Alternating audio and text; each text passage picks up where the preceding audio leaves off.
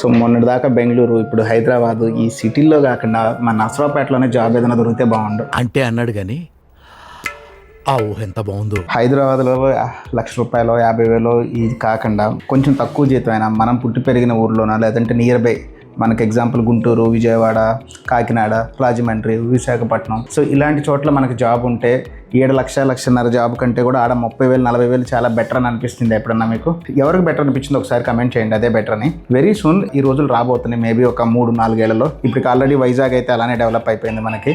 వైజాగ్లో స్లోగా IT jobs start అయినాయి. తిరుపతి లాంటి ఏరియాలో ఎలక్ట్రానిక్స్ రిలేటెడ్ మ్యానుఫ్యాక్చరింగ్ కంపెనీస్ అక్కడ జాబ్స్ ఉన్నాయి. అక్కడ ఆల్రెడీ విజయవాడ, గుంటూరు ఏరియాలో ఎడ్యుకేషన్ రిలేటెడ్ జాబ్స్ ఎక్కువ ఉన్నాయి. సో అలానే తెలంగాణలో తీసుకుంటే హైదరాబాద్ తర్వాత వరంగల్కి ఎక్కువ ఐటీ జాబ్స్ మూవ్ అవుతుంది. కంపెనీస్ సెకండ్ సిటీస్కి షిఫ్ట్ చేస్తున్నారు. ఈవెన్ మనకి ఇటు పక్కన వెళ్తే అవుట్స్కట్స్లో ఎక్కువగా ఐటీ కంపెనీస్ని ప్లాన్ చేసుకుంటున్నారు తక్కువ కాస్ట్ కటింగ్ కోసం. ఎందుకు కంపెనీస్ ఇంత సెకండరీ సిటీస్కి వెళ్ళిపోతున్నాయి అంటే ఇక్కడ హైదరాబాద్ సిటీలో పెట్టే కాస్ట్ కంటే ఆల్మోస్ట్ 20-30% లెస్ ప్రైస్కి అక్కడ అవుతుంది. అండ్ దాంతోపాటు రిటెన్షన్ అంటే జాబ్లు ఫ్రీక్వెంట్గా మారే అవకాశాలు ఉండదు. ఎందుకంటే వాళ్ళ సొంత ఊరు, సొంత ఇల్లు అక్కడే ఉంటారు. అన్ని జాబులు కాకపోయినా ఎంట్రీ లెవెల్ జాబ్స్ని అయితే ఇప్పుడు చాలా వరకు కంపెనీలు స్లోగా ఇక్కడికే మూవ్ చేస్తున్నారు. సో అవి పెద్ద జాబ్స్ కూడా, ఎక్కువ ప్యాకేజ్లు వచ్చే జాబ్స్ కూడా వెరీ సూన్ అక్కడి నుంచి ఆపరేట్ చేయొచ్చు అనే ఎక్స్పెక్ట్ చేస్తున్నాం మనం ఇప్పుడు.